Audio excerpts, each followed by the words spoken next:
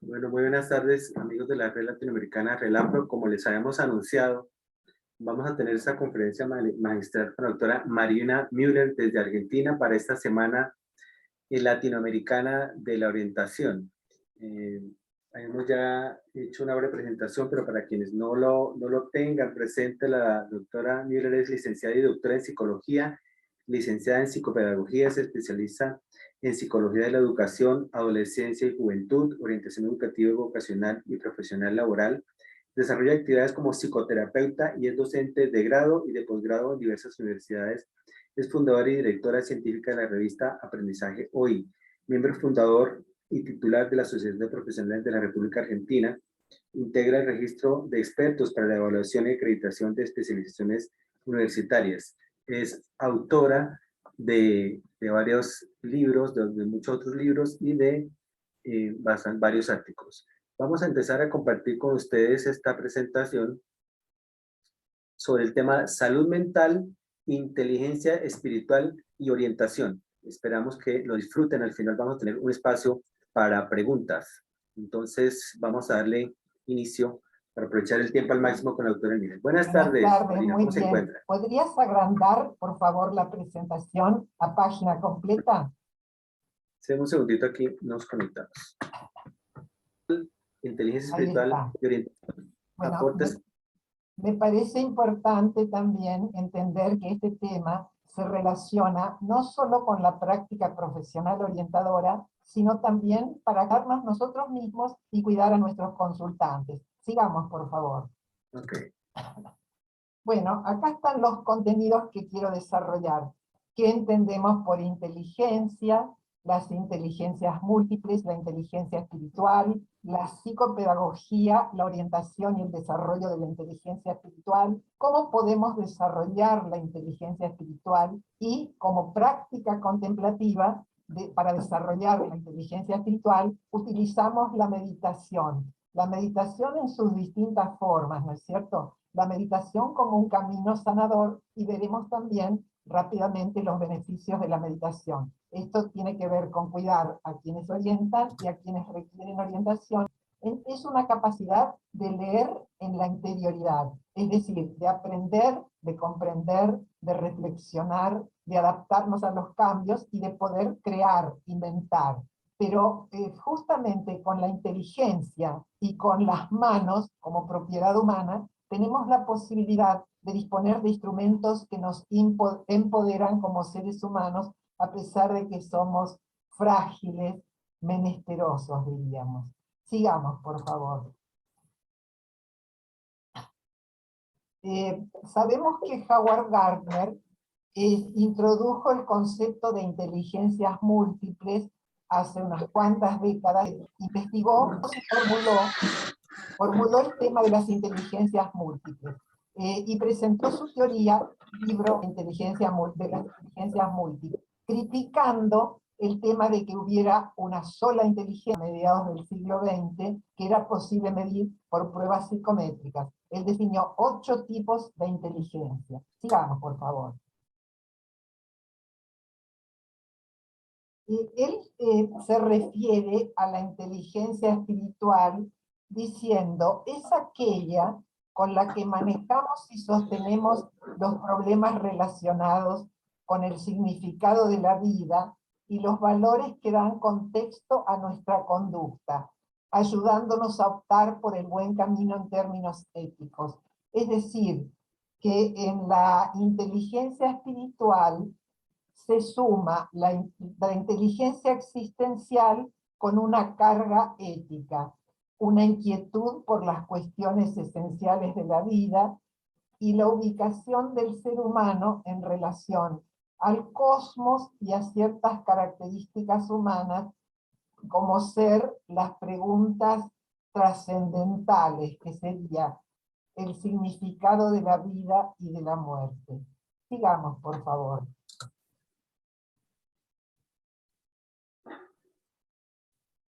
Entonces, la inteligencia espiritual sería nuestra capacidad de encontrar un sentido profundo, trascendental a la existencia.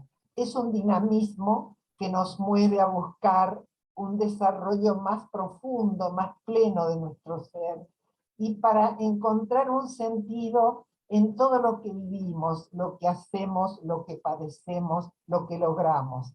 Entonces, si nosotros consideramos la inteligencia espiritual y tratamos de desarrollarla, este es un fuerte antídoto contra toda forma de fanatismo o dogmatismo. Por lo tanto, tiene un enorme interés para la educación y la orientación. Sigamos, por favor. Entonces, con este tema, tenemos que considerar, perdón, las necesidades espirituales. O sea, las preguntas de carácter trascendental. ¿Quién soy? ¿Qué será de mí? ¿De dónde vengo? ¿Hacia dónde voy? ¿Cuál es el sentido de la vida en general y de mi vida en particular? ¿Para qué existe todo? ¿Existe Dios o un ser trascendente? Estas son preguntas que se corresponden con necesidades espirituales, o sea, de vivir una vida con sentido, de reconciliarse con uno mismo, con la vida, con los demás, con el universo, de buscar la libertad plena, la verdad y también periódicamente soledad y silencio, para justamente encontrarnos más a fondo con nosotros mismos, es decir, dar un orden a la vida. Cuando no satisfacemos estas necesidades o no hallamos respuestas, esto puede conducir a la crisis existencial. Esto lo estudió profundamente Viktor Frankl al hablar de la necesidad de sentido de la vida. Vamos a ver ahora también los rasgos de lo que llamamos inteligencia espiritual, según un autor español que ha trabajado mucho este tema, que se llama Francés Torralba. O sea, acá encontramos búsqueda de sentido, capacidad de distanciamiento, autotrascendencia, capacidad de asombro, que es una posibilidad de acercarnos a lo que llamamos contemplación, autoconocimiento, capacidad de valorar, gozo estético, sentido del misterio, sentido de pertenecer a algo más grande que nosotros mismos, superación de la dualidad y del pensamiento dual, poder de lo simbólico, interiorización, o sea, autoconocimiento también, ideales de vida y sentido de lo sagrado. Sigamos, por favor. Acá tenemos una imagen interesante que habla de lo que implica una salud integral. O sea, hay distintos aspectos. Ahora estamos hablando de salud mental especialmente, pero se relaciona con la salud corporal, emocional, social y espiritual. Entonces podemos hablar de una salud integral. Sigamos, por favor. Las inteligencias múltiples están presentes en la educación sistemática, pero hay también carencia de referirse a algunas de ellas. Entonces, esto es un desafío para la orientación. ¿Por qué? Porque en la educación habitualmente se favorecen las inteligencias lingüística, lógico-matemática, kinestésico-corporal, social y musical, pero se desconocen o se descuidan la inteligencia emocional, la intrapersonal y precisamente la espiritual. Sigamos, por favor. Es importante que tengamos conciencia de desarrollar la inteligencia espiritual en la orientación. ¿Por qué? Porque es una herramienta para facilitar las relaciones entre los seres humanos, tanto familiares, sociales, educativas, laborales y yo diría también comunitarias, ¿no? Además, tenemos que pensar que la inteligencia espiritual no está ligada a una religión particular, porque es otro ámbito de cosas. Como decimos, la religión consiste en ritos, en dogmas, en manifestaciones culturales a las cuales adhiere un grupo de personas, pero la espiritualidad es algo absolutamente personal y propio que desarrolla cada persona por sí misma, que tiene significado trascendente y sagrado para esa persona. Nosotros no hemos sido educados para desarrollar este tipo de inteligencia, por eso tantas veces estamos chocando o de espaldas al mundo espiritual. ¿Por qué? Porque hay muchos prejuicios hacia la espiritualidad, lo mismo que hay hacia las diversas manifestaciones religiosas, como lo veíamos en esas frases atribuidas a Teilhard de Chardin. Sigamos, por favor. Entonces, ¿cómo desarrollar la inteligencia espiritual? Actualmente, en algunos países se está explorando la posibilidad de educar a niños y niñas en inteligencia espiritual. Esto se está realizando, por ejemplo, en Argentina, en otros países de Latinoamérica y sobre todo en varios países anglosajones que incluso han investigado el tema. ¿Por qué? Porque, por un lado, nuestro sistema educativo en general privilegió la inteligencia lógico-formal. En los últimos años se ha agregado el reconocimiento de la inteligencia emocional, que es la capacidad para reconocer sentimientos en uno mismo y en otros, desarrollando una habilidad para trabajar en conjunto, en equipo. La inteligencia intrapersonal es la que más se acerca a la inteligencia espiritual y se desarrolla con lo que llamamos el autoconocimiento. Esto es algo muy antiguo. Acuérdense que ya los griegos decían, conócete a ti mismo. ¿no? Entonces, el desafío actual y futuro es incluir en la educación y la orientación el desarrollo de esta inteligencia espiritual. Sigamos, por favor. Entonces, podemos desarrollar la inteligencia espiritual mediante algunos recursos contemplativos. ¿Qué quiere decir contemplativo? Contemplativo o contemplación es una actitud de asombro. Es una actitud de asombro ante la belleza, ante el arte, ante la naturaleza, ante lo bueno. Entonces, este enfoque sirve para apoyar el bienestar y también, como decía recién, ha estado cobrando un impulso internacional, es decir, introducir programas de educación contemplativa, por ejemplo, introducir la meditación y otras prácticas de atención o conciencia plena.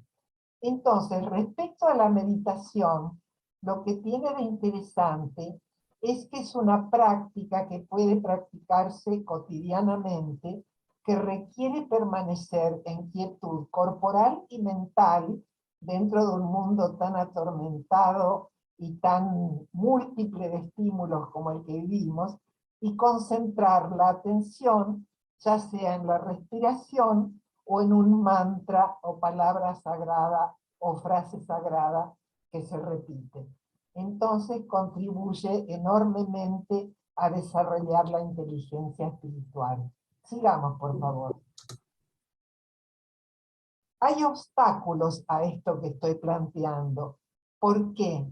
Porque cualquier aspecto espiritual de prácticas de educación contemplativa y cualquier conexión de bienestar espiritual tiende a quedar al margen en la escuela y en la orientación. No tanto así en otros ámbitos como la salud, donde ya se está incorporando en la formación profesional de personas que se dedican a atender la salud, y en el trabajo, que también se está aceptando más. En parte, esto ocurre porque la espiritualidad se relaciona con la religiosidad y se interpreta como un tema que es potencialmente sensible y más relacionado con la interioridad o con las religiones que con prácticas de la sociedad secular. Sigamos, por favor. Entonces vamos a ver este hombre francés Torralba, cómo plantea desarrollar la inteligencia espiritual, valorando el silencio físico y el silencio interior. Esto podría llevar a disfrutar de la contemplación, que es ese asombro que decía yo ante la belleza o la bondad o la naturaleza, y a practicar la meditación. Es también alcanzar una comprensión más profunda de las cosas, no quedarnos con lo superficial. Es gozar del arte y de la música, ejercer la solidaridad, es hablar en profundidad con los demás, es leer a los grandes maestros espirituales de la humanidad, de cualquier creencia que fuera, porque esos grandes maestros coinciden en gran parte, y practicar ejercicio físico con regularidad que también armoniza nuestra mente y nuestro cuerpo. Sigamos, por favor. Tony Buzan es otro autor que habla de dones que al combinarse pueden potenciar el desarrollo de la inteligencia espiritual, como ser desarrollar una visión global de la vida, explorar cuáles son los propios valores, plantearse la visión y el propósito personal ante la vida, ser una persona compasiva, comprenderse a uno mismo y a los demás, estar dispuesto a dar y a recibir con solidaridad y con gratitud, desarrollar el sentido del humor, que esto ya lo decía hace muchos años Donald Winnicott, y desarrollar el poder del amor. Sigamos, por favor. Bueno, entonces vamos a ver la práctica de la meditación como desarrollo de la inteligencia espiritual. Primeramente, es una práctica universal de diversas tradiciones espirituales, ya sea de Oriente como de Occidente. Es una práctica que se opone a la violencia y favorece la paz, ya sea interior, en la misma persona, exterior, en el grupo o en la comunidad, y desarrolla la espiritualidad. ¿Y qué pasa con esto? La velocidad y la urgencia se contraponen a la quietud corporal y mental que propone la meditación. La hipercomplejidad contemporánea se contrapone a la simplicidad de la meditación. Al ruido y el aturdimiento contrapone el silencio interior y exterior. A la dispersión contrapone atender al presente, no quedarse ni en el pasado ni elucubrar sobre el futuro. A la huida hacia lo exterior contrapone centrarse en la fuente interior de la vida y la acción. Esto quiere decir que en nuestra sociedad contemporánea hay un furor por hacer y por tener. En cambio, esta práctica prioriza el ser, o sea, el don de la vida, que es lo primordial y lo sagrado, y el estar en armonía consigo mismo y en la convivencia. Sigamos, por favor. Entonces, ¿cuáles son los beneficios de la práctica de la meditación? Hay beneficios clínicos. Nosotros como psicólogos y psicopedagogos, por ejemplo, podemos tomar muy en cuenta: mejora problemas de salud mental, trastornos de déficit atencional, trastornos del sueño, abuso de sustancias, problemas de salud física, y también beneficios educativos y orientadores directos, que son fortalecer las habilidades educativas, emocionales y sociales. Esto está ya muy comprobado mediante numerosas investigaciones. Manejo del estrés, mejora de la concentración y de las funciones ejecutivas, mejora del autocontrol, cosa maravillosa en vistas de la violencia social y escolar, y mejor rendimiento en los aprendizajes. Sigamos, por favor. Otros beneficios, tanto para quienes orientamos como para quienes solicitan la orientación. Nos sintoniza con nuestro mundo interno, conectándonos con nuestro verdadero ser. Esto mana en la conexión de la fuente sanadora del espíritu, que es también el misterio que es la fuente de la vida, que los que creemos lo llamamos Dios, o ser superior, o trascendencia. Así llegamos a los frutos de la paz que nos van a transformar en hacedores de paz y de bondad, sin prisa, pero sin pausa. Esto nos beneficia en todo sentido, psicofísicamente, mejorando nuestro sistema inmunológico, así como nuestro autoconocimiento. Sigamos, por favor. Entonces, encontramos que esto ayuda a la salud psicofísica, como decía recién, tanto de quienes orientamos como de quienes nos consultan. ¿Por qué? Porque nos permite la meditación escuchar y conectarnos con lo que nos dicen la mente y el cuerpo, tanto propios como espiritual, que puede ayudarnos a mejorar y la de nuestros consultantes. Sigamos, por favor. Acá tenemos nuestro último, digamos, nuestra última propuesta, es cómo meditar. En realidad, idealmente sería que podamos meditar en este momento, describir cómo se medita. Yo lo voy a hacer según la Comunidad Mundial para la Meditación Cristiana, o World Community for Christian Meditation, que es una comunidad ecuménica e interreligiosa, tranquila y silenciosa, pero alerta. Pone a meditar sin forzar la respiración, pero sí tomando conciencia de la posición y del cuerpo. Entonces se dispone previamente el tiempo que va a durar la meditación. Para esto hay temporizadores que se pueden encontrar con una aplicación apropiada. Una vez dispuesto el tiempo, que suele ser recomendable de 20 a 30 minutos cada vez, entonces se dispone el tiempo y se cierran los ojos suavemente. Entonces se empieza a repetir interiormente una palabra sagrada. En la comunidad nuestra repetimos la palabra Maranatá, una palabra en arameo, que es el idioma que hablaba Jesús, que quiere decir ven Señor. Y eso se repite todo el tiempo que dura la meditación, solo escuchando la palabra. Puede ser cualquier otra palabra que inspire paz y calma, pero siempre tiene que ser una misma palabra en cada meditación. Entonces se repite todo el tiempo de la meditación, tratando de no fijar la atención en las distracciones, porque la mente construye permanentemente pensamientos, imágenes, sensaciones, pero no fijamos nuestra atención en ellos, sino que cada vez retornamos a la palabra sagrada hasta poder escucharla en forma continua.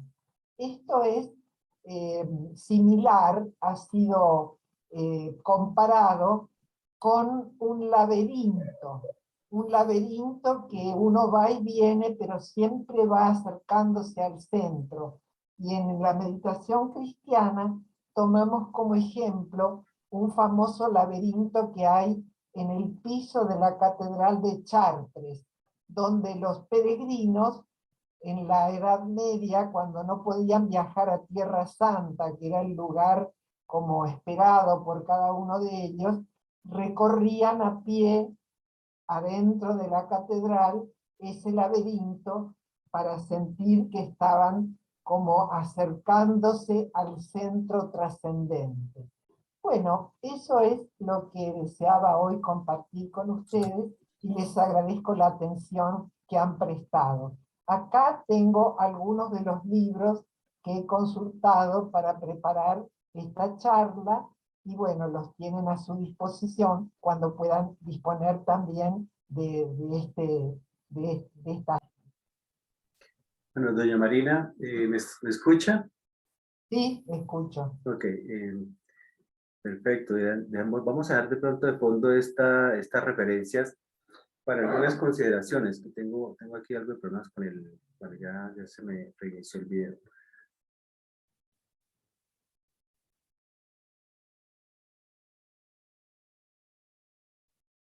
Bueno, realmente es muy interesante la presentación que usted nos trae. Recuperamos algunas cosas un poco así de rapidez. Una es la relación entre inteligencia, o sea, el desconocimiento que tenemos o lo que nos hemos olvidado de la inteligencia espiritual. Hay otra inteligencia también olvidada, la inteligencia ambiental, de la cual de pronto hablaremos en otro momento, pero rescatamos este tema de la meditación dentro de la línea de la inteligencia espiritual, que resume lo que de pronto el modelo latinoamericano ha venido estableciendo, que es una búsqueda por el ser, una búsqueda por la trascendencia. Y esta búsqueda por el ser la hemos explicado en el modelo, la hemos presentado en el modelo latinoamericano como la búsqueda por tres tipos de, digamos, conciencia. Uno que es la conciencia intrapersonal, que creo que de la cual ha hablado usted ampliamente, la conciencia de sí mismo. Desde el punto de vista psicológico, pues todos los autoesquemas, ¿no? El autoesquema general que usamos es el autoconcepto, compuesto por la autoestima, el componente emocional, compuesto por la autoimagen, el componente cognitivo, y por la autorrealización, que es el componente de la praxis, de la práctica. En la dimensión de la conciencia comunitaria hemos tomado mucho elementos de la filosofía Ubuntu de África, de Max Sefoto, que usted y yo conocimos en Buenos Aires, que habla mucho de esa filosofía de el nosotros. También lo recupera mucho Silvia Gabriela Vázquez en su trabajo con la universidad. Y ese tercer nivel de conciencia que llamamos conciencia académica o conciencia académica laboral. Ser consciente de que todo lo que hacemos pues está finalmente en función del ser, que lo académico también está en función del ser. Entonces, de aquí surgen varias inquietudes o cosas que estamos tratando de conciliar. Uno de esos es que usted perfectamente sabe que los orientadores trabajamos en ámbitos escolares principalmente. Y estos ámbitos escolares pues son ámbitos de la sociedad posmoderna, de la sociedad hipermoderna, de la aceleración, de los horarios, del cumplimiento, de los descansos programados y todo esto.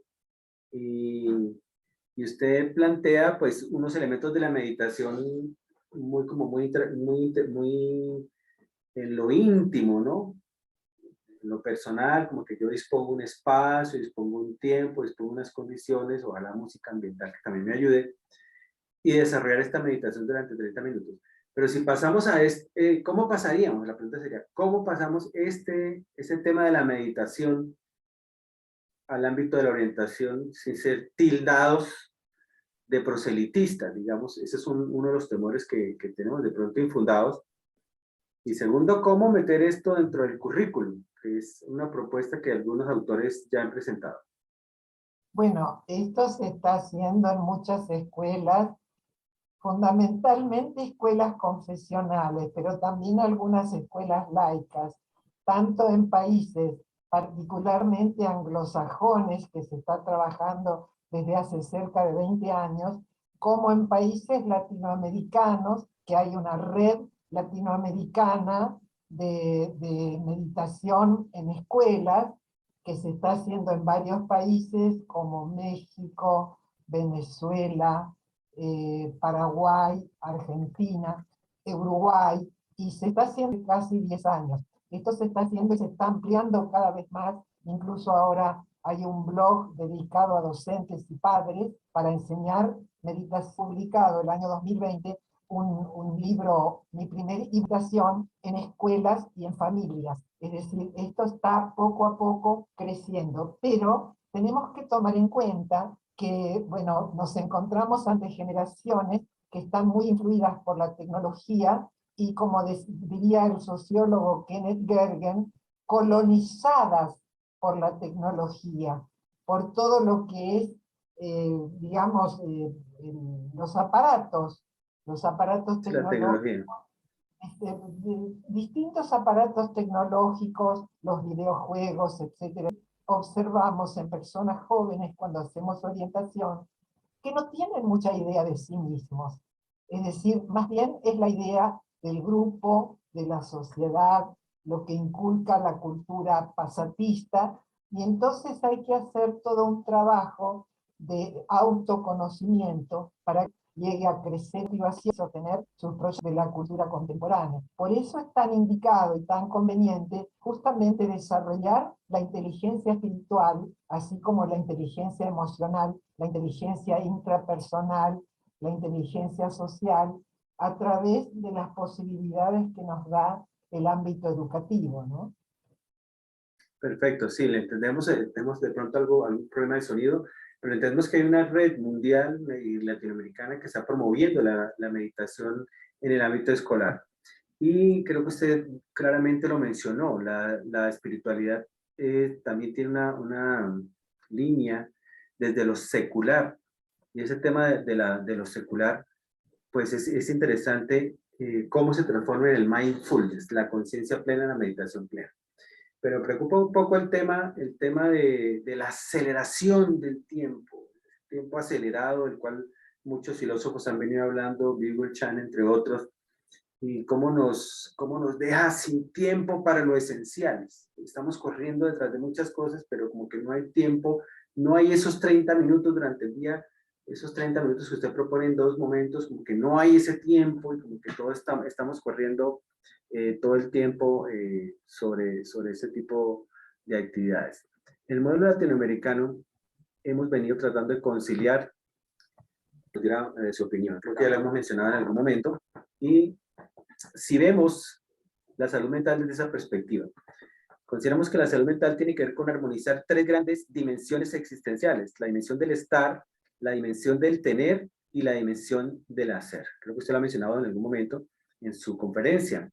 Cuando hablamos de la dimensión del estar, sentido de vida en comunidad, pues obviamente eso tiene que ver con la búsqueda de la armonía, con la búsqueda de la paz, con la búsqueda de la felicidad, con la búsqueda del sentido, con la búsqueda del propósito. ¿Cómo la meditación trascendental nos ayuda a desarrollar esa dimensión de la conciencia en comunidad? Bueno, porque desarrolla en nosotros una sensibilidad especial para un sentido de hospitalidad, es decir, de acoger al extraño, de acoger al diferente, de acoger a otros y otras en la diversidad, es decir, a reconocer, respetar y hasta considerar sagrada esa diversidad en el tema, obviamente, de la armonía y de la paz recíproca, ¿no? Me parece que uno aprende a ser más tolerante, más respetuoso, más hospitalario, a medida que puede desarrollar una práctica meditativa, ¿no? Perfecto. Creo que usted también ya mencionó que la relación entre la meditación y lo académico laboral, el sentido de vida académico laboral, está muy relacionado con esa triada de la que se ha venido hablando mucho desde hace mucho tiempo: la atención, la concentración y la memoria. Obviamente eso está muy relacionado con el tema de la meditación. ¿Ese tema cabe en la escuela? Por supuesto que cabe. Bueno, recién dije que uno de los beneficios de la meditación y de enseñar meditación en las escuelas es mejorar la concentración y las funciones ejecutivas y cognitivas. Es decir, se ha comprobado que mejora el rendimiento, pero también mejora la convivencia entre los alumnos y las alumnas.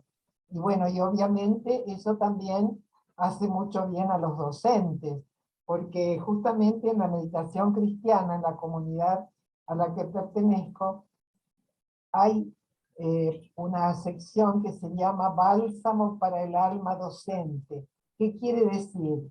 que se congrega a docentes para meditar, porque los docentes están sometidos a muchísimo estrés en las condiciones contemporáneas, de diverso tipo, ¿no es cierto? Entonces, meditar juntos, aprender a meditar y practicar la meditación, los ayuda mucho en su trabajo, a sostener las situaciones de estrés que tienen cotidianamente, y los ayuda a sentirse más alivianados y más acompañados también, porque lo hacen en forma grupal. Recuerdo, sus palabras me hacen recordar alguna escena de una película o un documental de la meditación budista. Recuerdo que en esa escena había un grupo de monjes budistas meditando, pero había un maestro que estaba detrás con una vara. Esa vara tenía un propósito, y la vara era tocar el hombro de aquel que veía que se estaba durmiendo, como que, uy, ese se está cayendo, ¡chum! No solamente el efecto físico en el que recibía el golpe con la vara, un golpe ligero con la vara en el hombro, sino el efecto sonoro, como que los demás también nos despertamos. Eso solamente para dejar un abrebocas ahí para hablar de la meditación en la escuela, en el grupo de docentes que seguramente son los que más reciben ese choque del estrés cotidiano. Y finalmente la dimensión del sentido de vida interpersonal. Obviamente creo que usted también lo ha mencionado, cómo la meditación nos permite desarrollar ese sentido de vida, ese propósito. Entonces a esto le llamamos la dimensión del hacer, la dimensión del tener y la dimensión del estar. Armonizando estas tres dimensiones, consideramos desde el modelo de orientación transicional confluente para el sentido ético de la vida que le estamos apuntando al Sí, bien vivir. pero Al bien vivir. también hay otro punto importante que Sí, se señala en este gráfico. Todo eso está apoyado en el ser. El sí, existir, o sea, el mero ser, es más que mero ser. sí, Es lo que somos, es nuestra fuente, es justamente el manantial de donde surge todo esto que se dice, estar, hacer y tener. Si no fuéramos, sería imposible. Entonces el ser es la fuente de la que emana todo esto que estamos diciendo. Por eso la vida perfecto. es sagrada. Sí, señora. Además, también pretendemos no ser reduccionistas y entender que el ser es mucho más que la suma de las partes. El todo es mucho más que la suma de las partes. Hay cosas que están aquí, o sea, que no se pueden, que no caben en la gráfica, que están por fuera del tener el estar y el hacer. Recientemente, justamente, reflexionamos con los colegas, es que no solamente se trata de tener, también se trata de no tener, por ejemplo, vicios, por ejemplo. Yo quiero tener virtudes, pero quiero no tener vicios. Quiero estar en determinados ambientes, pero quiero no estar en determinados ambientes contaminados, por ejemplo. Quiero Exacto. hacer determinadas cosas que redunden en mi beneficio personal y de los demás, pero no quiero hacer otras cosas. Entonces, esa dimensión del no hacer que había quedado como invisibilizada en este modelo, pues está allí inmersa y se transversaliza esta dimensión espiritual. Es como cuando Carl Sagan decía, la cuarta dimensión yo no se las puedo mostrar, no se la puedo graficar, no puedo decir dónde está, pero ahí está. Hay una cuarta dimensión por encima de Exactamente. esto del tener, el hacer y el estar, que sería esa dimensión espiritual. Claro, pero creo que también estamos, hoy no nos podemos ocupar del mundo y sus alrededores, como se diría, ¿no? Sino que también estamos como dejando más de lado la dimensión ecológica, porque hay una Sí, dimensión ecológica tanto humana como ambiental, sí, ambiental de todos lo que podríamos llamar los reinos de la naturaleza, ¿no? Los sí, animales, las plantas, el mundo de la tierra, todo lo que significa para los seres humanos, que lo que se señala como la casa de los humanos es la tierra, casa con S, la casa de ajá, los, sí.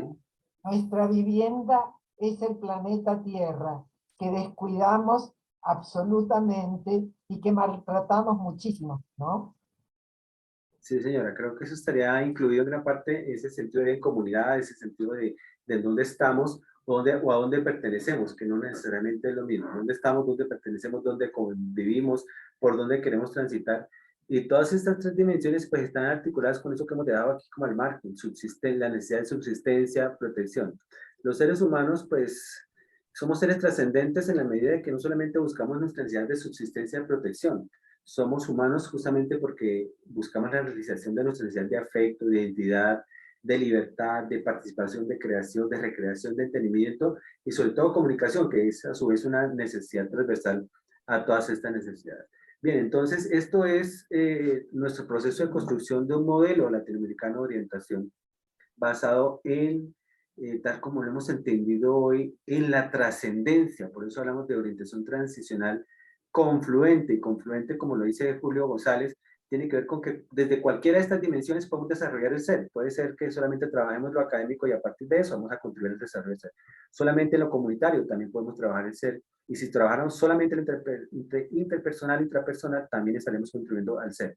Y obviamente le apuntamos a la búsqueda, o la búsqueda no, a la construcción de ese sentido de vida que no se da en el vacío, que no se da en la meditación individual, que se da en la relación con nosotros para encontrar un sentido ético a la vida. De Marina, creo que ha sido muy enriquecedor este conversatorio. Vamos a dejar, cuando lo transmitamos en vivo, un espacio para esas preguntas que el público seguramente tiene allí reservadas para usted y se las vamos a hacer llegar esta última semana de abril del 2022, 5 años después que nos encontramos en Buenos Aires, tenemos este gran privilegio de volvernos a encontrar, no, tal vez con la desventaja de no tener la presencia física, pero le sentimos tan cercana como si estuviera aquí en la sala de la casa. Doña Marina, muchísimas gracias por su participación y esto no puede ser una despedida, es apenas una abrebocas y seguramente la estaremos consultando en algún otro momento para seguir trabajando sobre estos temas que son cada vez más apasionantes y cada vez más interesantes. Bueno, muchísimas gracias a Amílcar por invitarme y por tener la oportunidad de establecer este diálogo. Bueno, como decía, y a todos los colegas de la Red Latinoamericana de Profesionales de la Orientación RELAPRO, pues les enviamos un abrazo, que aprovechen esta semana latinoamericana, la última semana de abril, para, bueno, compartirnos también los trabajos que están haciendo en sus colegios, en sus universidades, en sus comunidades. Sabemos que trabajan también en ámbitos carcelarios, ámbitos un poco más complicados que el ámbito académico. Y nos interesa eso, que sigamos en contacto, que sigamos en comunidad. Y seguramente Dios permitirá que nos volvamos a encontrar en Buenos Aires en algún otro momento. Doña Marina, un abrazo para usted. Muchísimas gracias por este caluroso encuentro, ¿verdad? Que un abrazo bien apretado. Muchísimas gracias por sacar este tiempo y que Dios les siga bendiciendo. Muchísimas gracias. Igualmente. Chao.